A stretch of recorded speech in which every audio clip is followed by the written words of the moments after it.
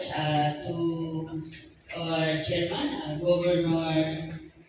Governor Murillo, other officers, agencies, stakeholder, good afternoon. We gather together under difficult circumstances, facing the aftermath. All volunteers and everyone working tirelessly to help our community for the indications. May we call yours truly to the indications. Please rise for the indication. Heavenly Father, we come before you today, united in purpose, yet humbled by challenges we face. Grant us the wisdom to make sound judgment, the compassion to understand the suffering of our community, and the strength to work together effectively. Guide our deliberations and may our decisions reflect our love and mercy. Amen. Yes, takes it, Ma'am, sir. For the welcome remarks, may we call Nadia Siri, for the welcome remarks.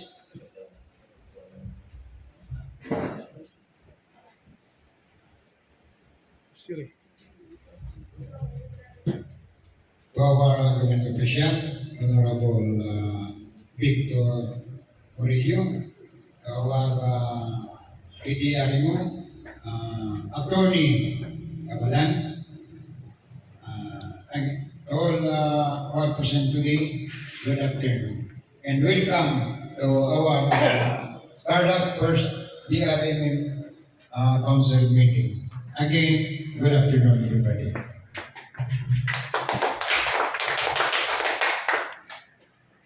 And now, may we call Mr. Jesse Gomez, Provincial Planning Officers, for the roll call of council members and determinations of quorum.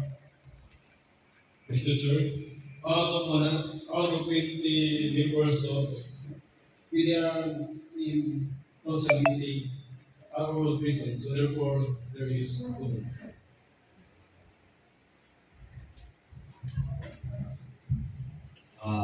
Since there's a forum, I now call this forum open.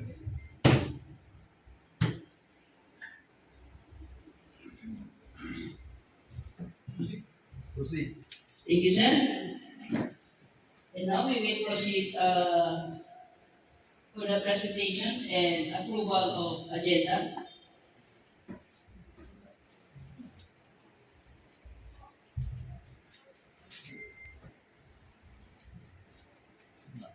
Focus agenda. Proposed agenda. Presentation of disaster response plan. Number 2, other matters. Any motion? Mr. Chair. Mr. Chair, I move a motion for the approval of this first PD and PDRRMC agenda for the approval of this. Second motion. Thank you, Council. Member, may I know for this meeting to proceed? Order.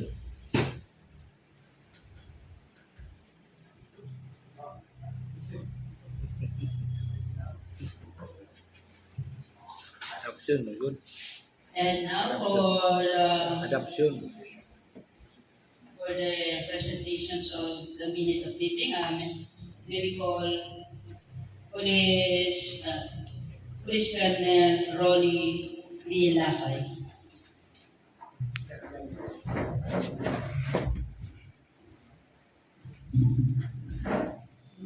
With the chairman of the Tarlac Provincial Disaster Risk Reduction Management Council, Governor Murillo, good afternoon, sir, and the rest of the council members of the PDRRMC of Tarlac.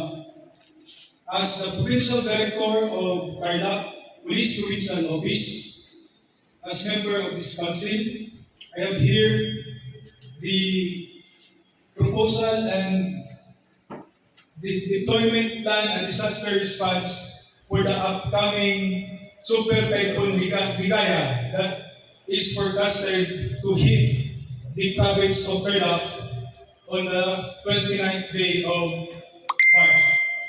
Please proceed. So as shown is the PPMC security or response operation for Typhoon Bigaya. Next. So as shown is the preparation on Super Typhoon Bigaya.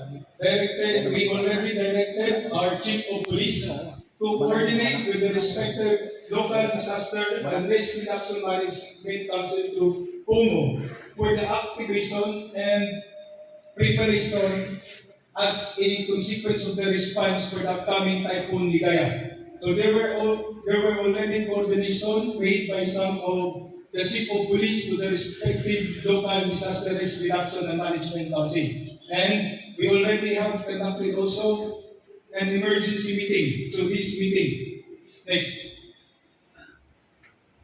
So as shown is the inventory of the search and rescue of the entire PNP, Provincial Police Office of Tarlac, with their SAR equipment and inventory of assets for the upcoming onslaught of Super Typhoon Ligaya. So as shown is the capabilities, the mobility, the watercraft, and the communication equipment of the entire Provincial Police Office. So we have a total of 139.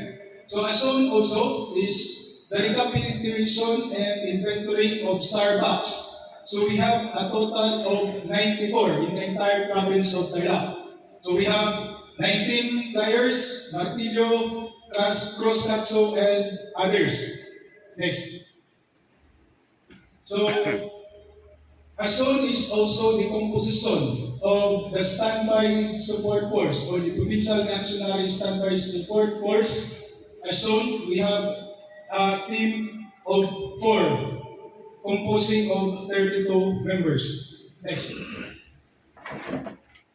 Next also is the composition of Provincial Search and Rescue and Retrieval and Bazaar trained personnel for in case there is a great impact in the province. So as shown is the personnel to be deployed in case there is some emergencies. We have a total of 27.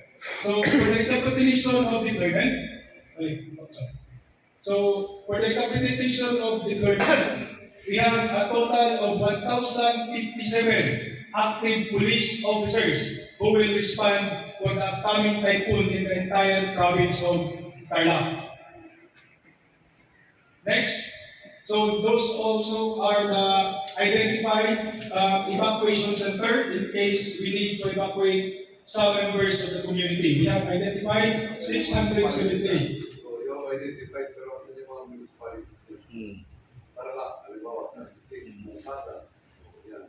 Well, number lang na, nawala na dito. Sige. Next. So this is the forward deployment of my smart personnel in identified overflow bridges in AOR. So this picture shows the onslaught of the previous typhoon who hit the province of Tarlac. These are the scenario. So Santa Maria Capas overflow bridge 7 and a total of 27. Next. So we also have conducted information operations utilizing the TRIM. We have an advisory on our Facebook page and we already have coordinated and air in the local radio station with regard to the tips on and preparation on how to lessen the impact of the typhoon. Next. So that would be all from the PNP, our preparation for the upcoming typhoon. Thank you very much.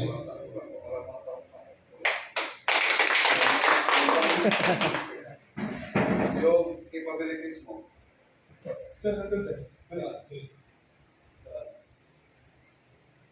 yung capabilities. Sar na to, sir. Meron kami sa equipment sir. So, yung SAR mo, ay yung ano mo, yung train. Sir, nandun sir. Meron kami balik ng training. Next. Balik. Pero rekala mo, okay. Marami. Yung mga training mo ba? Balik. Para, Sige ba? Wasar, wasar. Next part.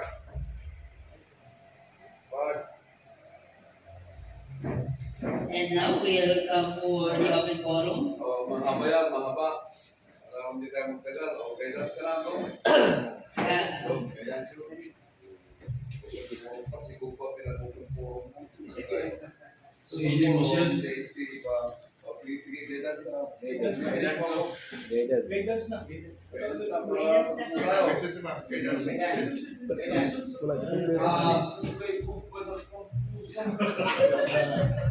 Parang inisip mo ba, hostage kita ulit.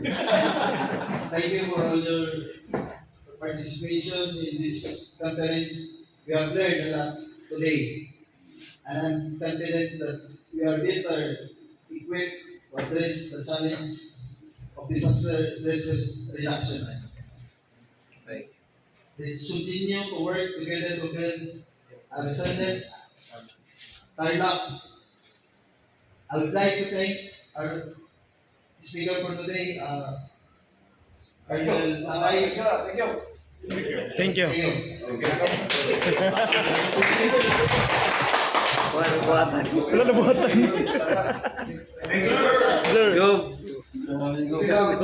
Sir.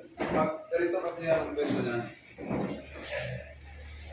Kapag mayroong darating na bagyo, mga 72 hours before it will landfall in your area, kapag provincial director ka at snappy ka, dapat yan, considering that you have a good rapport with your governor, sasabihan mo na lang si governor, pero pag-meeting na tayo, i-activate na natin yung Provincial Disaster Risk Reduction Council. Meeting na kayo. May kwento naman kayo.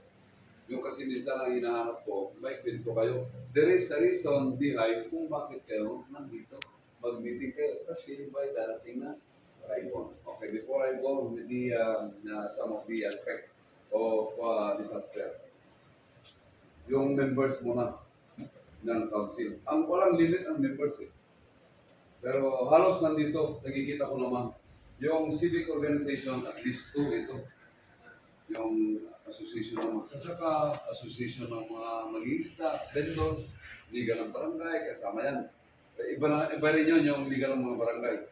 Ang nakita kong dito, Running Development Officer, Insurance Officer, veterinary, okay, kasi yung BGMP isama yun. Why? Baka mamaya bumagyo, mawasak yung mga, at least mawarningan din sila BGMP.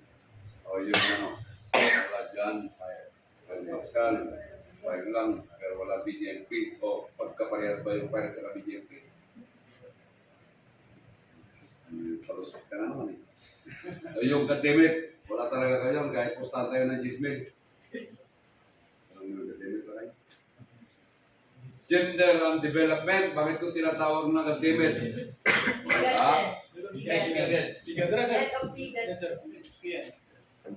Iba yung pigat dyan.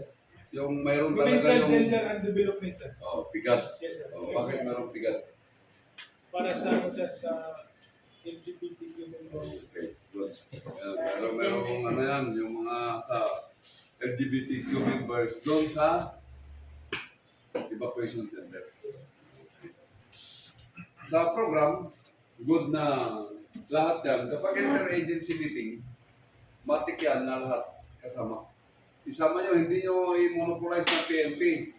Para ba yung bang mayroong ownership din sila, nakasama sila sa grupo.